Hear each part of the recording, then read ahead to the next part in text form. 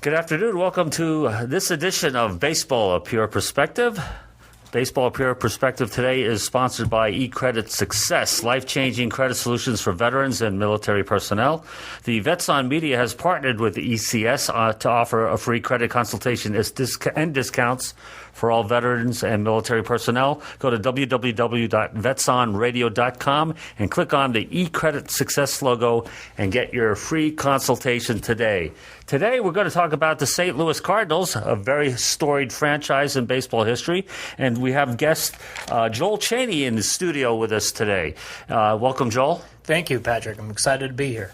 Yeah. One of the things we do week to week, we like to get into the history of the teams. Most people aren't familiar with the history of their teams, and more than that, the history of baseball in general. The Tigers were spoken about last week. This week we're doing the Cardinals. And the Cardinals, again, were one of the 16 original teams before expansion. They've won the most World Series in the National League. They've had 11. They've been there 18 times. They were one of only 10 cities who've had multiple baseball teams in one city. There were 10 cities at one time, and St. Louis was one of the 5 that had 2 cities of each when the St. Louis Browns were there.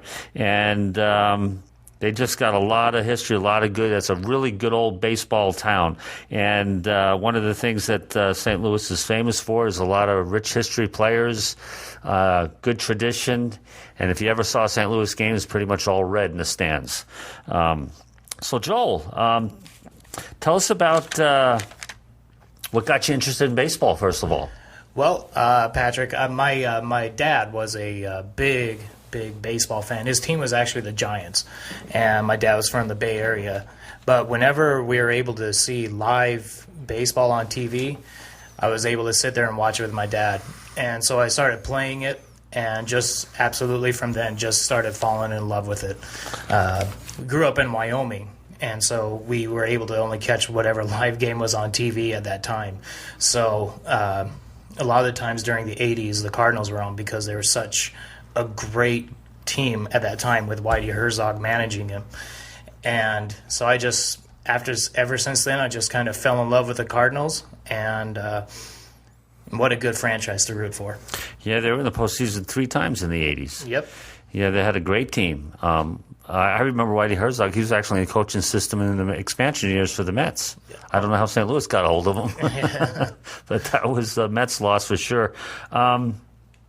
One of the things Joel has that's very interesting to be the diehard Cardinal fan he is, and the knowledge that he has of the history of his team, is that he never lived in St. Louis, which is kind of unusual for people to be a diehard of a team such as the Cardinals. What was your first baseball game? When did you first see the Cardinals live? When I first saw the Cardinals live, it was 2002. And it was in the old Busch Stadium, or Busch Stadium 2 as it's referred to in St. Louis.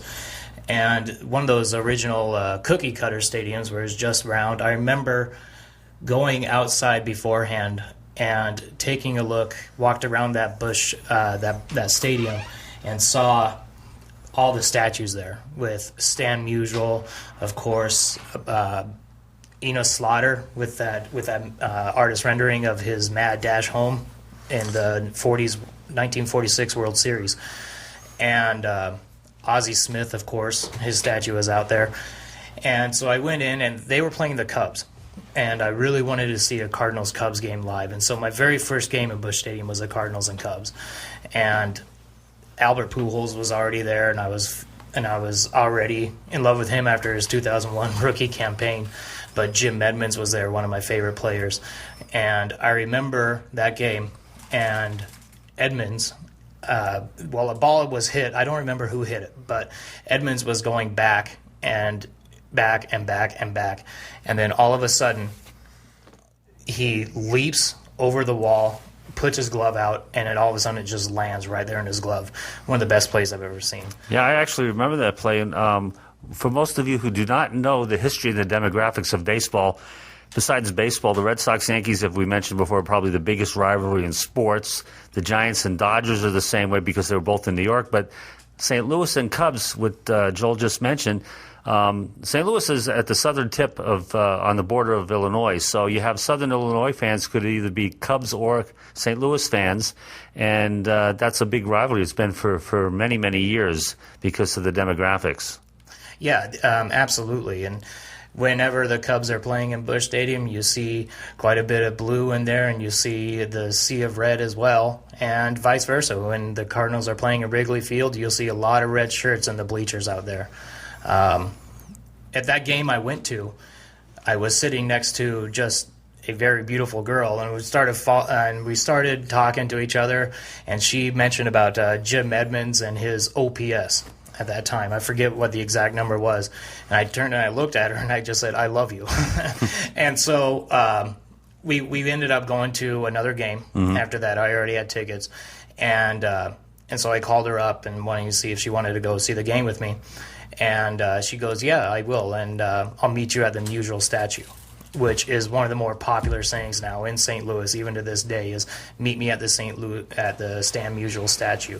So that was one of the more memorable experiences as well, and also getting to learn more about the history of it. And one good thing about that statue, that original statue, is that they had a placard on it that said, Here stands baseball's greatest warrior, baseball's perfect night.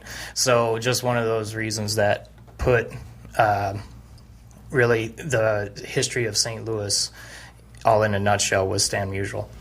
One of the players you mentioned earlier was Enos Slaughter. For the less educated baseball fans, talk about Enos Slaughter a little bit. Who exactly was he?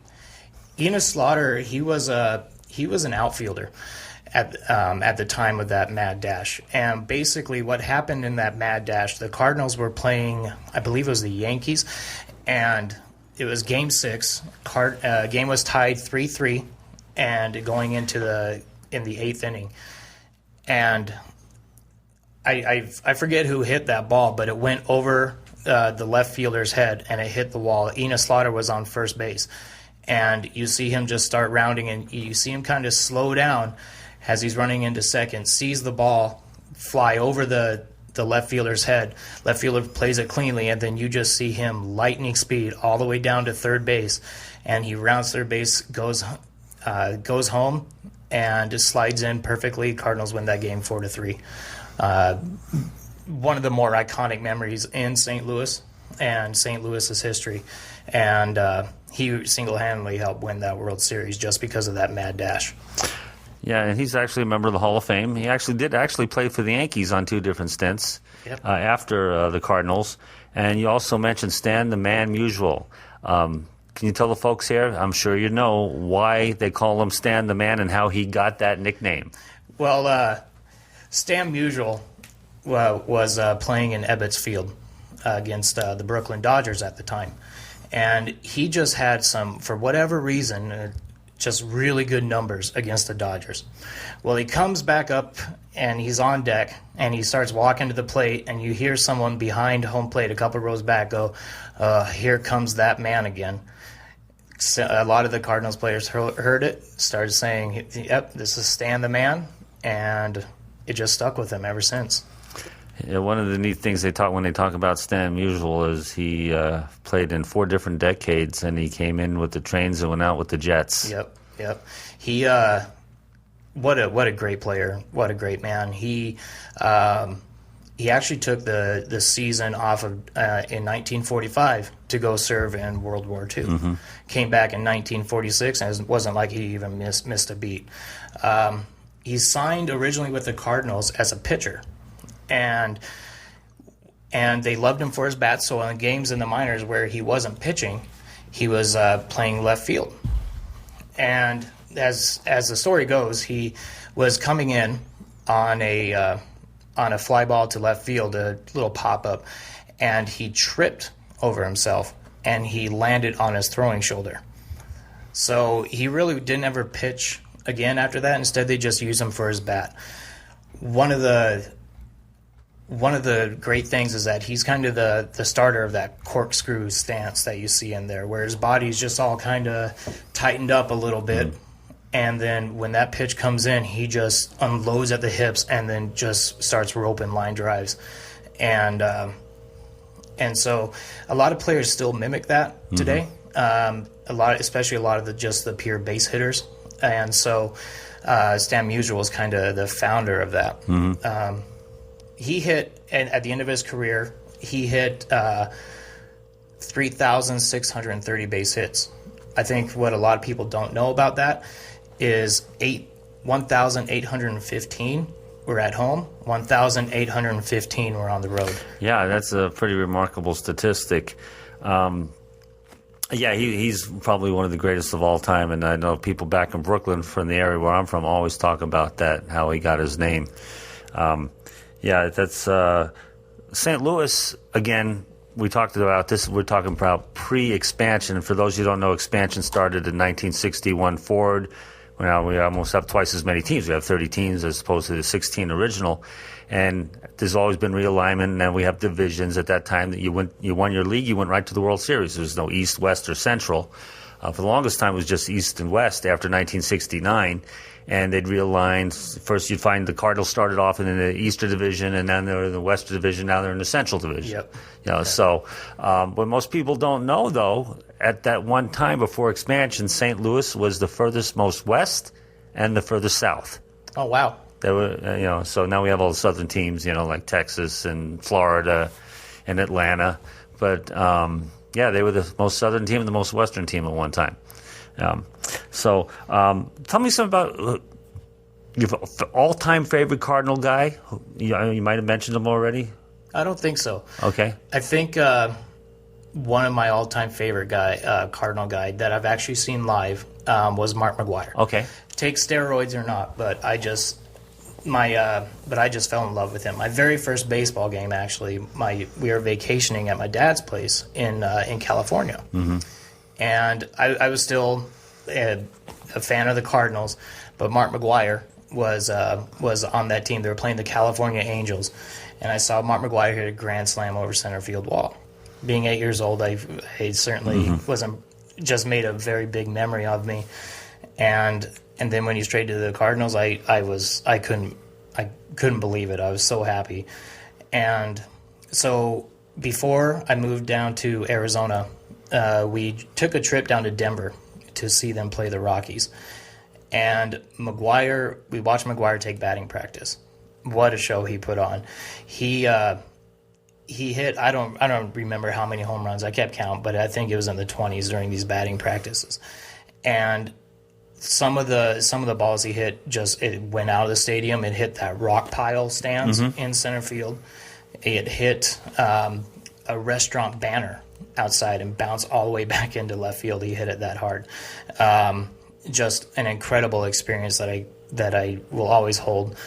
And then obviously he went on to break the home run record, become one of the biggest. The single season home run record. Yeah, exactly. Yeah. And so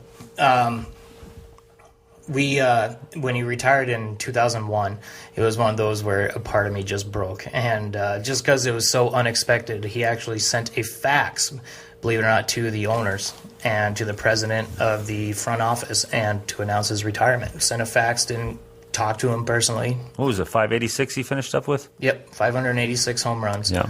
And then you just kind of, just the power and just the show that he would always put on was great. And I loved Ozzie Smith, too. He was my second favorite player. Yeah, he's one of the guys that actually admitted that he used steroids, but I don't think he need to, like some of these other players. You knew they were going to be good anyway. Because I always wondered how he hit all those home runs when he was a toothpick in Oakland. Yeah. He hit over 50 then. Yep. He has a rookie record in Oakland for 49 home runs. But then at that time, the injuries just killed him. Yeah, absolutely. So he could have been a lot further along. Absolutely. Yeah, I'm sure you've seen the movie 61 about Roger Maris and Mickey Mantle. And of course, he's in that movie at the beginning and at the end about, holding Roger Maris's bat. And so he played a part in that movie, even though it was just a film. Yeah, I mean, that scene when he hit number 62 to break Maris's record, when he goes in the stands and he hugs the Maris family and congratulates them, it's just something that a lot of people in St. Louis and a lot of the Cardinals fans that I know, whenever they remember that story, it's almost kind of, they get goosebumps and shivers. Well, most people don't know that's where Roger Maris finished his career. Yep, absolutely. The Yankees traded him to the Cardinals, and that's he played there for a while with a lot less pressure on. Yep. Yeah. Do you know how many World Series the Cardinals have been in? A total of 18 World Series. And the record? 11-7. That's absolutely correct. And, of course, the last one was in 2011, and they were hoping for 12-12, but they fell a little short, but they still made the playoffs. What a good World Series the 2011 was. Yeah. Just fantastic. Yeah, with Texas, and again, I remember in '86, then the Mets had that biggest comeback ever against the Red Sox. But, take out those earplugs. But that year, Cardinals did it twice, like 2 times in a row against the Rangers. They were in the extra innings. Yeah. It was incredible. You thought it was over. Yeah. I mean, when Game 6, when David Freese hit that game-tying triple with 2 outs in the 9th, you knew at that point that the Cardinals were going to win it. They had the momentum on their side. Texas went up 2 in Game 7 right away off of Carpenter. And then David Freese hit a double and knocked 2 guys in the first, and you could just tell then that Texas was defeated. One of the more, even if the Cardinals were in the World Series and it happened to another team, one of the more memorable World Series. Yeah, and the Cardinals, getting back to McGuire, Tony La Russa, of course, was very instrumental in getting him to St. Louis. Yep. That was a big part of it because La Russa, of course, was in Oakland with him. Yeah. Yeah. Who do you think the best manager of the Cardinals ever was? I believe it was probably Whitey Herzog. Okay. Just because the Cardinals in the 70s, after 1968, in the 70s, they never made the World Series. And so when Whitey Herzog came on, he just reinvented the Cardinals altogether. They only had one pure power hitter in that lineup, and that was Jack Clark. Mm-hmm. They had Ozzie Smith. Vince Coleman was in there. Curt Flood. All speed guys, all contact guys, and just defensive wizards. And they won in, I believe it was 1985, 101 games. And just totally reinvented who the Cardinals were at that time. Then La Russa came aboard, and he was a great manager. He was great.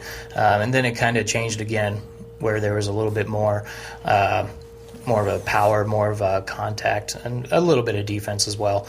But, in the 90s, St. Louis never made the World Series either during that time. Yeah.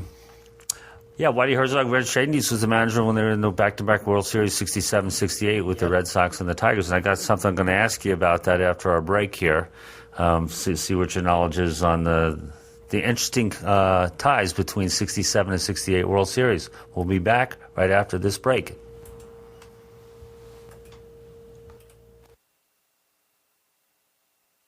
Hey everybody, it's Adam from Vets On with Adam and James. Are you looking to improve your credit score? Do you need goal-oriented professional strategy to improve your credit that fits your busy lifestyle? Then eCreditSuccess.com is your site. They teach you the skills to help improve your credit while offering trade line acquisitions, error correction, 24/7 online tracking, discounts for military, and free consultation for being listener of VetsOnMedia.com.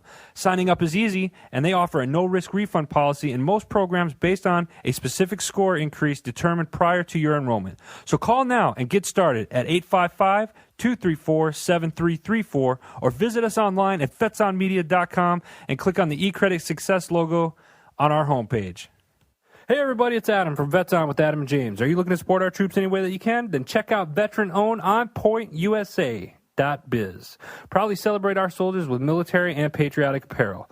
Also find war stories, articles, current events, and giveaways. And with every purchase that you buy, feel good knowing that the portion of the proceeds goes to the Special Operations Foundation. At OnPointUSA.biz, they believe in God-given right to live free and pursue of happiness by virtue of the sacrifice of the American soldier. Founded on honor, integrity, love, selfless service, they live these values and guarantee that their products and services reflect these values and this code. Founded by 2 guys from the Ranger Bat, they have served, fought, and therefore have a passionate understanding of the American soldier. So check out OnPointUSA.biz today and be a part of the support. Business today is tough, and you need someone to watch your back. You need Business Battle Buddy.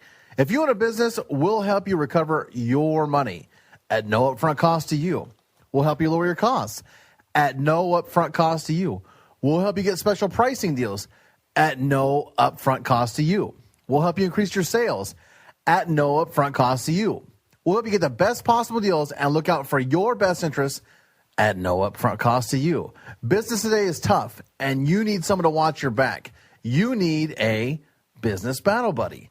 Take action and call Business Battle Buddy today at 602-539-2098. Again, that's 602-539-2098. Hey everybody, it's Adam from Vets On with Adam and James. Do you need a place to go on your next vacation? Then enjoy the Inn of Patriots Bed and Breakfast, home of the Presidential Culinary Museum. It's owned by veterans and ranked number 1 for history worldwide. Staffed by 5 chefs, including a former White House chef, and 40% off any veteran with an ID card. Why wouldn't you want to visit? So much to do. Enjoy the historic museum, gift shop, underground poker parties, authentic Revolutionary War campsites, outdoor cigar lounge, spa, famous guided tour, including being led by candlelight underground, and so much more. With friendly service, why wouldn't you want to visit? Visit now, www.theinnpatriots.com today to set up your stay. Do you need to advertise your small business? What about make t-shirts or make your own personal stationery? Anywhere from posters, bumper stickers, brochures, envelopes, banners, to business cards and more. Hey folks, this is James from Vets On Radio. Then you're headed on the right path. Go to www.betterdealprinting.com now. They're veteran owned, and they've got the largest selection of offset and digital products in the market today.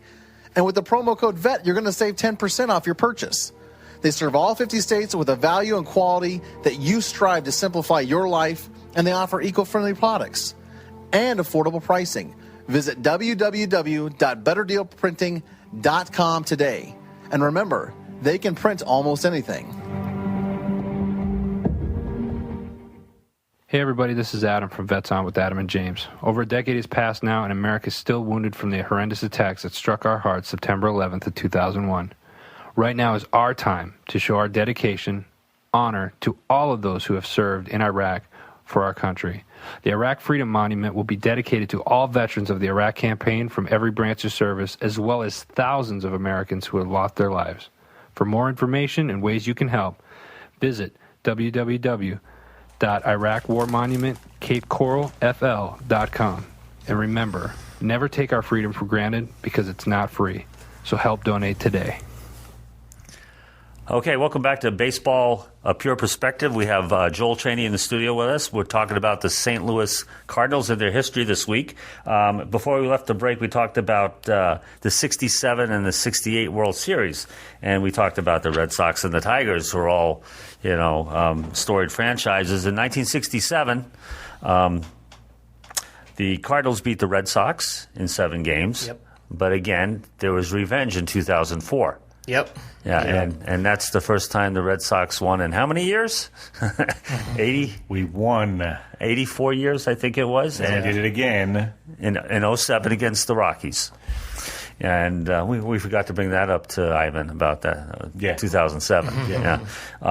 Well, and what's interesting about that, just the opposite happened a year later, and 2 years later. A year later, 68, the Cardinals lost in 7 to the Tigers, but again, 04 they lost to the Red Sox, but in 06 they beat the Tigers. Yep. So the two teams they played back to back, here they play again within 2 years, almost 40 years later. Yeah. And different results. Different results on both ends. It's kind of interesting how that works itself out. That 2004 team of the Cardinals was just incredible. I mean, won 105 games. Then they went on to the postseason, beat the Astros in one of the great LCSs of all time, I think, anyway, and beat them in 7 games. And then the Red Sox were just on fire. I mean, they went down 3-0 on the Yankees, then all of a sudden came back and won it. It's the only time a team in baseball history has won 4 straight after losing 3 in a series, ever. Yep. And so I thought it was going to be just a great World Series, and unfortunately, Red Sox went on there and they won 8 straight. They won actually 8 straight. And 06, 06, they had no business being in the postseason at all. if I remember that year, they were the second lowest record ever to make the World Series. 86 wins. Yeah. 86. Well, the only other team that had fewer wins, No, I don't think so. the Mets. The Mets. In 1973, I they were should've known 82 and 79. They won on the last day in Chicago, and they upset the Reds. That was the year the Pete Rosebud Harrelson fight, Yep. and upset the Reds. And when it was a 5-game series, and then they took Oakland 7 games, and that was the middle year of Oakland winning 3 in a row. Yeah. And the Cardinals, they lost like 16 out of the last 17 games or something like that. They almost Yeah. St. Louis. Almost gave it away. They almost forced the wild card game with the Giants. Yep. And They it was the second to last game, and the Cardinals were facing the Brewers, who were in second place, and basically whoever was going to win that series was going to win the division. Well, the Cardinals, Scott Spezio at the time, it was in the 9th inning. Runner was on second in second and third in a tie game. Scott Spezio hits a triple. Scott Spezio hits a triple, unbelievable, down the right field line, and then that's when the Cardinals clinched, and they ended up finishing up by a game and a half. now I remember, of course, the championship series, which was the last time Yeah, the Mets were in the postseason. well, it was, again, the contrast between what I remember just like Mets-Cardinals was that year was the Mets, again, were heavily favored. Yeah. They were the best team in the league, and they blew a game. I can't remember. I think it was the 4th game. Yeah. They absolutely who was pitching the Cardinals? Yeah, I believe it was Matt Morris, yeah. And they just threw away a game, went to 7 games. And I remember another Cardinal friend of mine, his name is Carl. He said in that last inning, when the Cardinals went ahead because of Yadier Molina's home run, Yep. earlier in that game when Andy Chavez made that incredible catch, you thought, all right, Yeah. this is telling you, I knew it. I thought at that time that the Cardinals were going to lose it. I mean, one of the great catches in postseason history. Yeah. Yeah, and that was an incredible catch. And then, of course, Mets load the bases in the bottom of the 9th. Yep. Beltran's up with 2 outs, and Wainwright's pitching. Carl's telling me he had to go in the other room because Beltran was the Cardinal killer. Yeah. Ironically, now that he's on the Cardinals. Yep. And, he just got caught looking at that unbelievable breaking pitch. That was one of the nastiest breaking balls ever, I think, and that Adam Wainwright has thrown, and he's got a good curveball. Now he's one of their premier starters. Yep, the ace, and he's doing very well this year. But I remember that. I remember my palms all sweaty when Beltran was up because he had been the Cardinals' killers during those LCSs in 2004, 2005 against the Cardinals, and he actually set the record in 2005 for most home runs. He tied the record for most home runs in a postseason. Now, I remember the runs in the 80s between the Mets and the Cardinals. You had that 87, 88, 86. Yep. One was winning the division every other year for like 4 years. It went back and forth, back and forth. And at that time, they were in the same division. There were 3 trips to each ballpark. They played 18 times a year. Mm-hmm. And 9 times in each ballpark, and that was a rivalry. Yeah. And I remember Keith Hernandez, who always talks about the Cardinals. Right now, he's one of the color commentators for the New York Mets. Yeah. And he always talks about one of his biggest mentors was Lou Brock. Yeah. When he was on the Cardinals. Yep. And he was the MVP in 1979. Yep. And he was really looked up to Lou Brock. Lou Brock apparently took him a long way. Did you ever get a chance to see him play? The films or anything? Yeah, just the films. One thing that I loved about Keith Hernandez was his defense. I mean, almost anything that was thrown in the vicinity of him, he gobbled up. He won 5 Gold Gloves with the Cardinals. Mm-hmm. Anything in the dirt, anything high, anything left, anything right, just stretch, pick, dig. It would jump and catch a ball. I remember he was facing the Dodgers in the LCS in '85, and ball came up high to him. He jumped up, and as he's coming down, just tagged the runner right on the back. You're talking about Clark? Yeah. Yeah. Sorry. Hernandez actually was traded midseason '83 to the 83. Mets, and which really helped the Mets get on their way for a few years. Tony La Russa has been known. I know some people in other radio stations call him the genius. Yeah. Because they mock at what he does. What do you think about the way his philosophy about batting the pitcher eighth when he was managing and that kind of things? He always doing different unorthodox. Right. Yeah. Right. I think mostly it was just something different to try to help get a team out of a slump. I didn't like it personally because if you come out with let's say two runners on, this happened a lot when he did this. 2 runners were on, 2 outs, and then a pitcher's up. And almost all the time you get out, strike out, ground out weekly. But I really like the better of the pitcher batting ninth. Just so in that case, if that does happen, then the 8th place hitter can see about getting a run in before the pitcher comes up.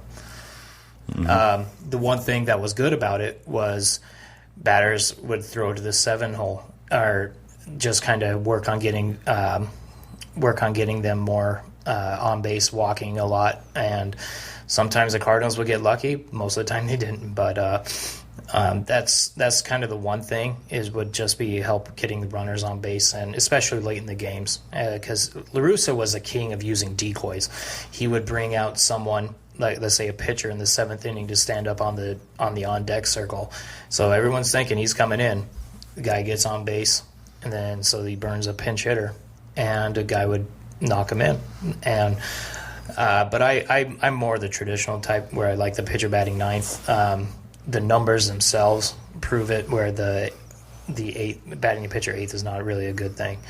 So, Have you been to the new Busch Stadium yet? yes, Busch, I've been there a few times. How many times were you at the old one?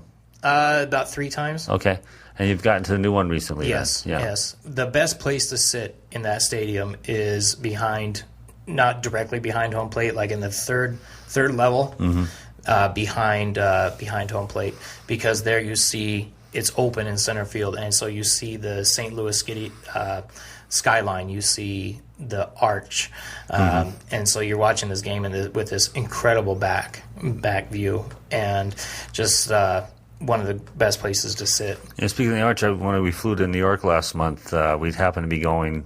You can see the route on the GPS on certain airplanes, like on Delta. Kind of knew we were getting to St. Louis. If you anywhere near St. Louis flying, you can see that arc at 35,000 feet up.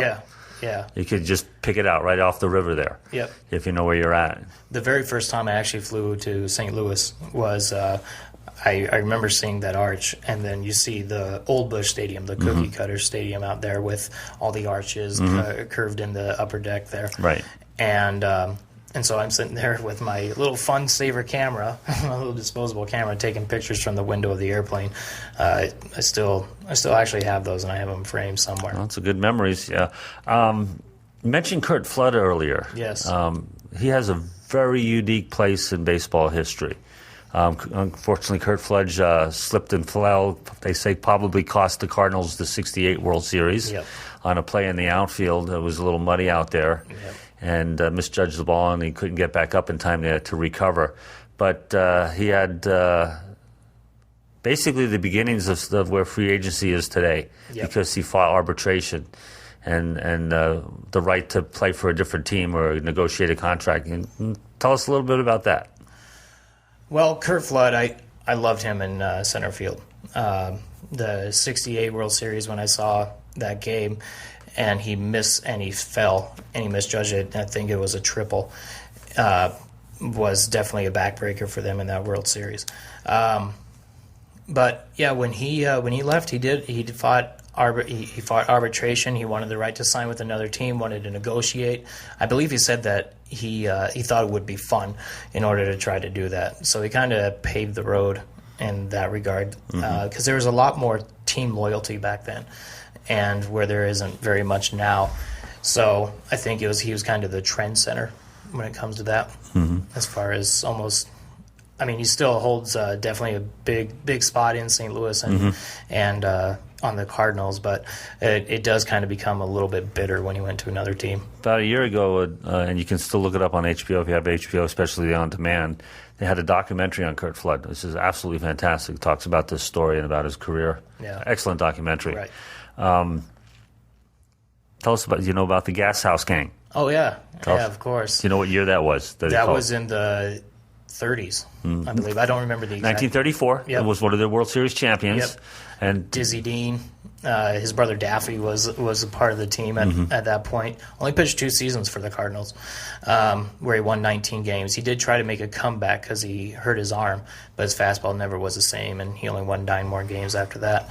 But and then the Dizzy Dean was definitely the leader of the Gas House Gang, and one of the great stories, I love this about Dizzy Dean, was he would go to Philadelphia, and one time he booked 4 rooms in a hotel because he wanted to be in the most comfortable one.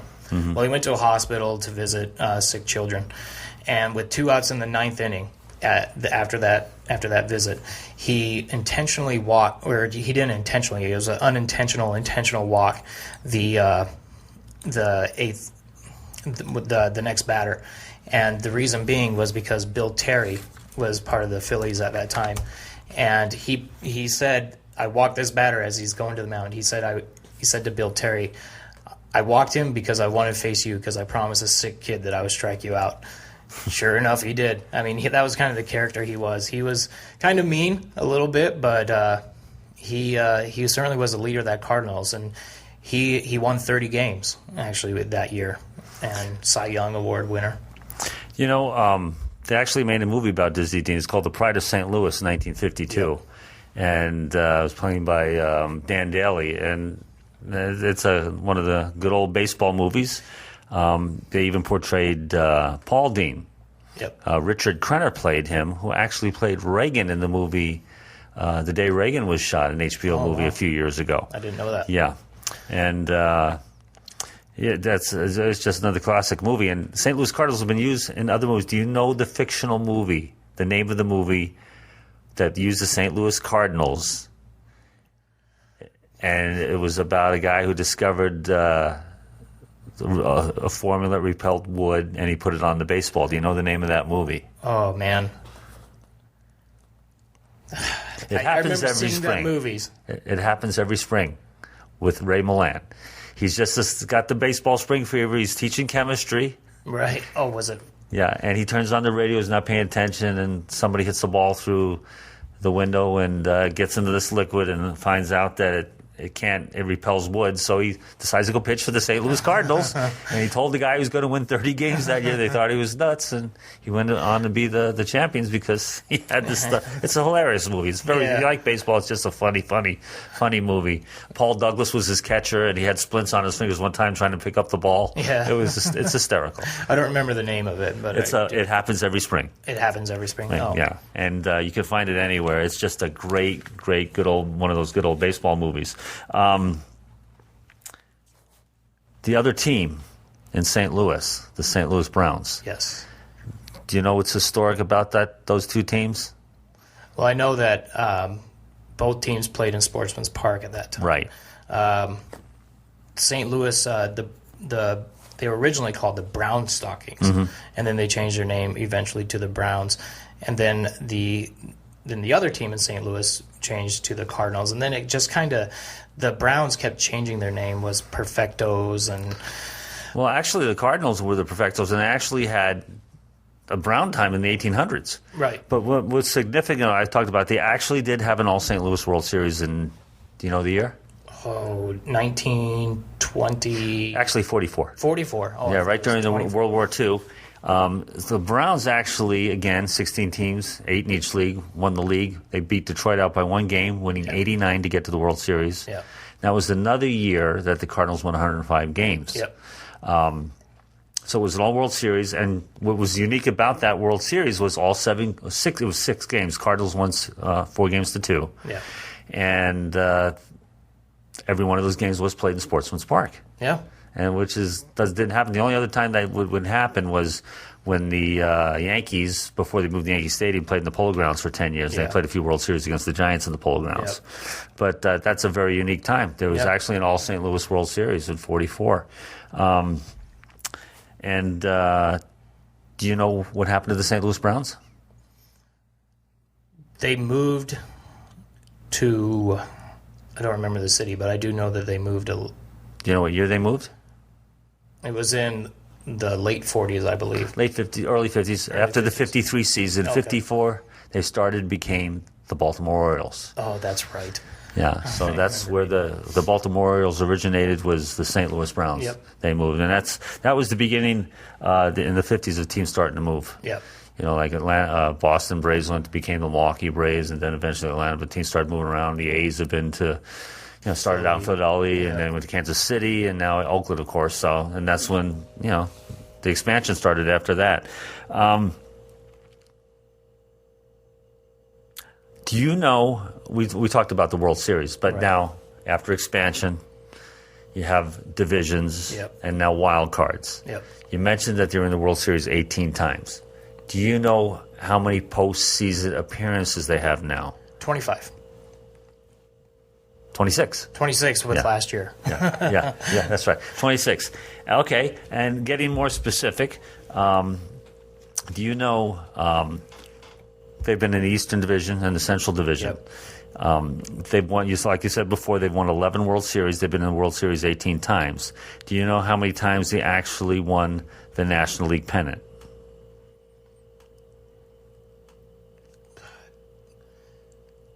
22?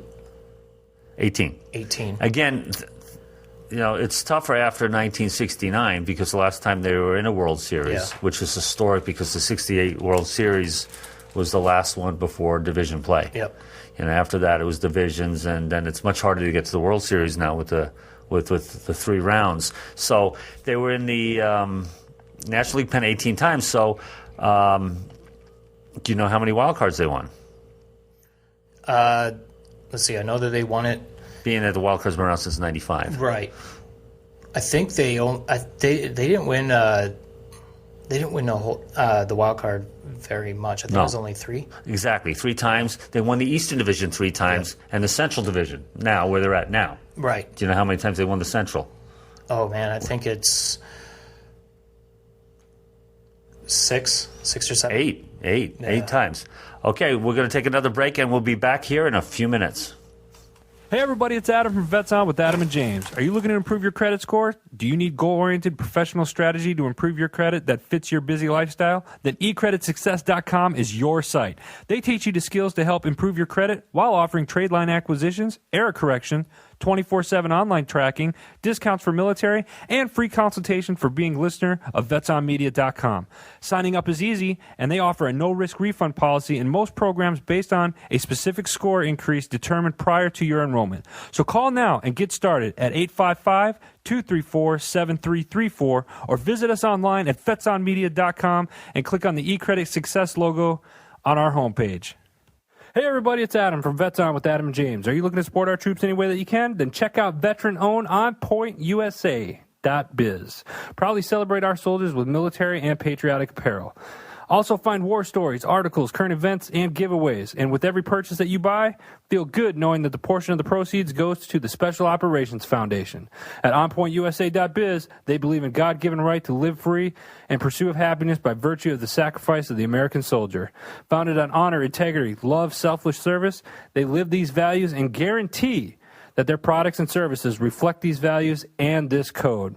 Founded by 2 guys from the Ranger Bat, they have served, fought, and therefore have a passionate understanding of the American soldier. So check out OnPointUSA.biz today and be a part of the support.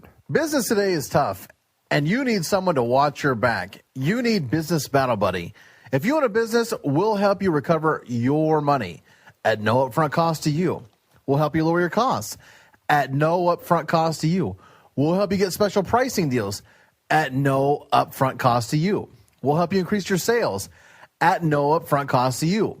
We'll help you get the best possible deals and look out for your best interests at no upfront cost to you. Business today is tough, and you need someone to watch your back. You need a Business Battle Buddy. Take action and call Business Battle Buddy today at 602-539-2098. Again, that's 602-539-2098. Hey everybody, it's Adam from Vets On with Adam and James. Do you need a place to go on your next vacation? Then enjoy the Inn of Patriots Bed and Breakfast, home of the Presidential Culinary Museum. It's owned by veterans and ranked #1 for history worldwide. Staffed by 5 chefs, including a former White House chef, and 40% off any veteran with an ID card. Why wouldn't you want to visit? So much to do. Enjoy the historic museum, gift shop, underground poker parties, authentic Revolutionary War campsites, outdoor cigar lounge, spa, famous guided tour, including being led by candlelight underground, and so much more. With friendly service, why wouldn't you want to visit? Visit now, www.theinnpatriots.com today to set up your stay. Do you need to advertise your small business? What about make t-shirts or make your own personal stationery? Anywhere from posters, bumper stickers, brochures, envelopes, banners, to business cards and more. Hey folks, this is James from Vets On Radio. Then you're headed on the right path. Go to www.betterdealprinting.com now. They're veteran owned, and they've got the largest selection of offset and digital products in the market today. And with the promo code VET, you're going to save 10% off your purchase.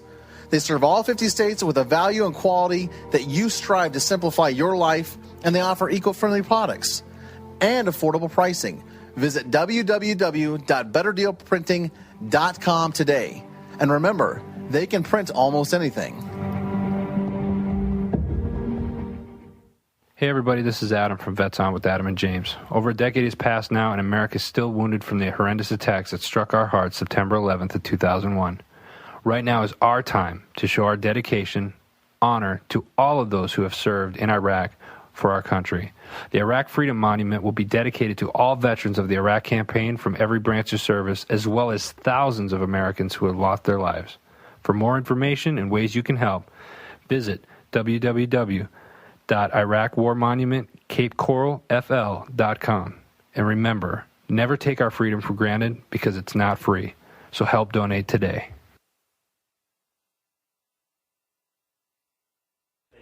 Perspective this week, St. Louis Cardinals and longtime, lifetime diehard Joel Chaney. Just before the break, we were talking about 8 times that already the Cardinals have won the Central Division, and the short time Central Division has been around. What's incredible is how many times they were in the playoffs in the 2000s under Tony La Russa. Oh, yeah. I mean, it was they only missed like 03 and 08. Yep. Yeah, and of course 10. But, I mean, since 2000, they've been there in the playoffs almost every year, just for about 2 or 3. Yeah, I mean, that's one of the reasons why I think La Russa was good. Not as good as Whitey Herzog, I think, but La Russa, he knew how to win. And he was successful. He was very good in Oakland. And White Sox weren't so great, but then he went to St. Louis, and it took him a little while for him to get used to it, because in the 90s they didn't even go to the World Series or anything. I mean, that 98 team that McGuire was on was just a terrible team. But yeah, I mean, 2004, 2005, one of the best 2 seasons ever, in St. Louis. And then 2006, they had no business being there, but he managed how to win it. That's just to show you, once you get to the playoffs, anything's possible. Exactly. The hottest team wins, really. Yeah, and that's why now it's really hard to predict, because with this extra wild card, you can be at 500 in the beginning of September and still have a shot. Yeah, absolutely. And you can get hot at the right time, make a few trades. You got 3 hot pitchers. I don't care how good the other team did. Right. I mean, look what's happened to Seattle in 2001. They won 116 games. And just fell apart. Yeah. They got knocked off first round. Yep. Yeah. And they had a good team. Yeah. Playoffs are there's no guarantee once postseason is here. Going to hit you up with a little bit more trivia. Okay.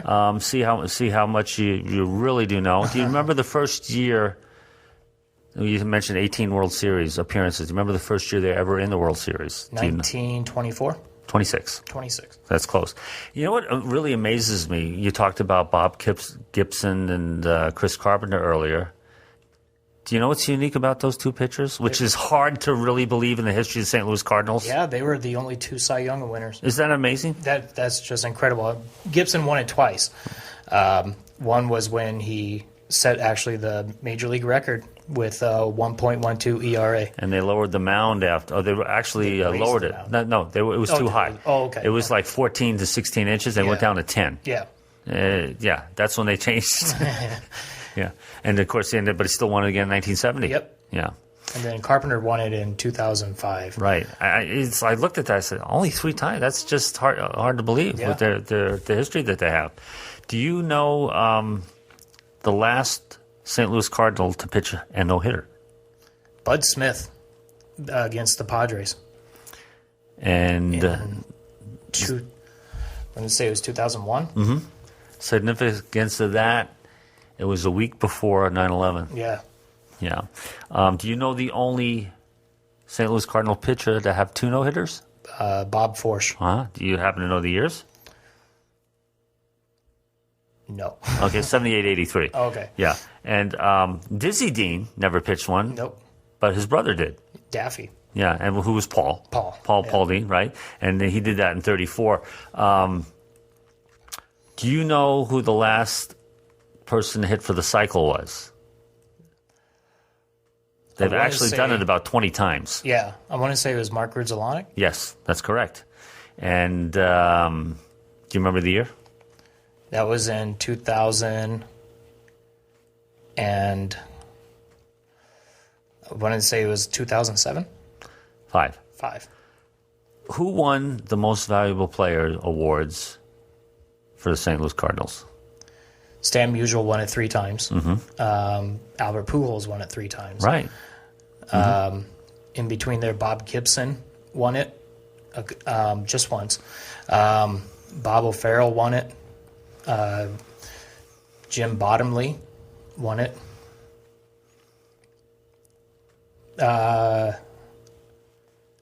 know that they have quite a bit of MVPs. I don't remember really some of the other big names. Yeah, well, Ken Boyer. Ken Boyer. Bob Gibson, he won it the same year he won the Cy Young Yep. Award. It was 68. That's, Yep. of course, they lost the World Series that year, but that's the days when their top pitcher is going to pitch in the World Series 3 times. Yeah.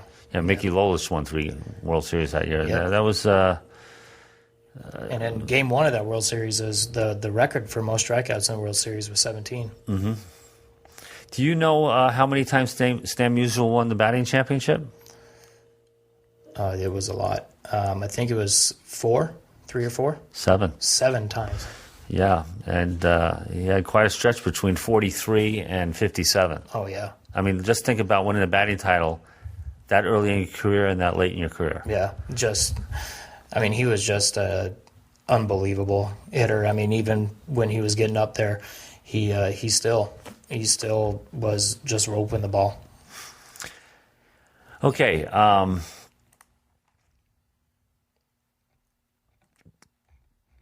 The next question I have for you is, what year did Sportsman's Park close which was actually technically called Busch Stadium 1, Yeah. the cookie cutter one that we talked about. Busch Stadium 2. 2. And what year did that open? Was it 66? Yeah, 66. And it's funny, that's about the time, that's when Kansas City A's moved to Oakland. Yep. It was the same year. Okay, now we talked about a lot of the history of the Cardinals. Now this year, right now, as it stands today, they're 18-11. They have the best record in the National League. Yep. Here we go again. Yeah. So what do you see for the team this year, and what are their weaknesses, their strengths? We know Jason Mott, their closes out for the year. Tommy John, ton of team I mentioned a few weeks ago. There's more people having Tommy John surgery than ever before. Yep. So how do you project this? Cincinnati Reds are the favorite again in the division. They got a good team. Right. It's early. Right. What do you see happening? What do you see Cardinals need to do, if anything, to adjust? Carpenter's still out for the year too, right? Right. Yeah. There is talk. I just actually read an article today that the Cardinals want to see about bringing him after his DL stint. He's on 60-day, so it'll be late June, early July to actually get into the bullpen. The bullpen is definitely their weakest spot. We had, when Mott went down in spring training, we had Mitchell Boggs start working on closing out games. Well, he actually didn't do very well. He ended up being just sent down to the minors yesterday, as a matter of fact, and brought up one of our top pitching prospects in Carlos Martinez to take over his spot. With that said, I don't think it's going to be a runaway for the Reds, like a lot of people are predicting. I think it's going to be a dogfight. I think St. Louis has got a great shot at winning the Central. I don't know if they do it, but I think that they will make the postseason.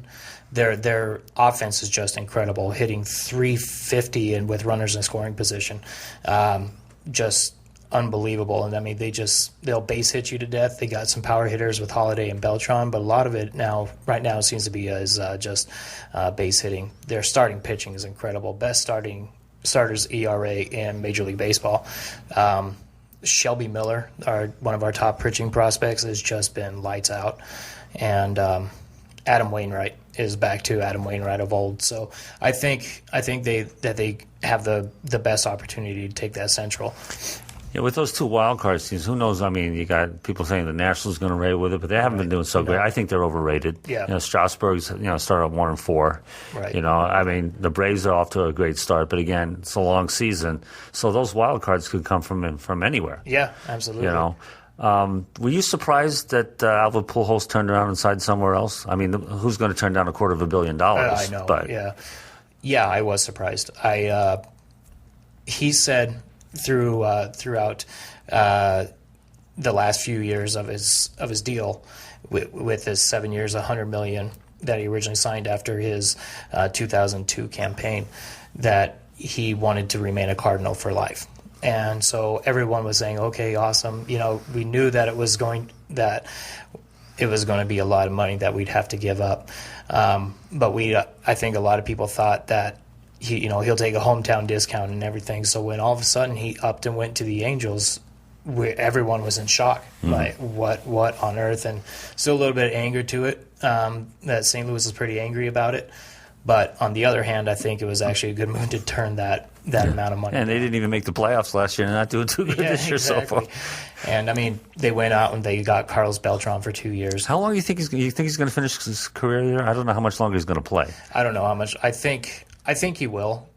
It won't surprise me to see him sign. He's 36 now. Yeah, I wouldn't surprise him to see if he plays one more year in St. Louis. I know his deal is done after this year, but I wouldn't be surprised. He's not going to get another long-term contract. No, I think he's going to hang it up. But it's just amazing how well he's doing for the Cardinals. Right.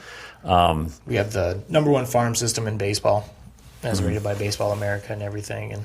Yadier Molina, it's hard to believe he's only 30 years old. Yeah. I mean, you think he's a life Cardinal or some big contract's going to get him? He actually got a big contract in the offseason. Okay. A How many 6-year years? deal. And again, being catching, I don't know how longer he can play and be effective, but he's debatable one of the best catchers in baseball right now. Right. Obviously, Buster Posey, the big, because he's young and upcoming. He's so clutch. That's the thing about it. Yadier Molina is that he's hard to strike out. And when the game's on the line and there's a runner in scoring position, it's almost like clockwork that he'll come up with a base hit to score that run. Real quick, we talked about contrast between my team and your team. We talked about that 06 National League Series and how Yadier hit that home run to kill him, and how Beltran caught looking. Yeah. The Mets waited 50 years in their 51st season last year, had that finally, with all their great pitching, had their first no-hitter. Yeah. And it was against the Cardinals, who at that time had the best hitting in the league. Yep. And how ironic, the controversial call in the game Should have been was a one-hitter. was the Beltran hit, and the hit. They said there's always one great catch. Yadier Molina hit that where Baxter busted his shoulder and was out the rest of the year off the wall. So it's kind of ironic, all those ties and how that all worked out. It's hard to say for sure. I mean, we can predict, we can bet, we can look how things look on paper, but until the games are actually played, we really don't know how the end of the season is going to wind up. Right. There's obviously the teams that aren't going to make it. Teams like Houston Astros and stuff, we know they don't have much of a prayer right now, but Cardinals are always in the mix. Yep. They've been a very professional franchise. They're well respected by every other team, and they got a good history. I wanted to thank you today for joining us and sharing your thoughts, your memories, and your knowledge of the game. And we look forward to talking about them again in the future. And thanks for everyone for listening today. And tune in again next week. We'll keep posted on Facebook, and we'll tell you who's on next week. Oh, say, can you see by the dawn's early light So proudly we hail at the twilight's last gleaming, whose broad stripes and bright stars through the perilous fight o'er the ramparts we watched were so gallantly streaming, and the rockets' red glare, the bombs bursting in air, gave proof through the night that our flag was still there. Oh, say does that star-spangled banner yet wave o'er the land of the free and the home of the brave.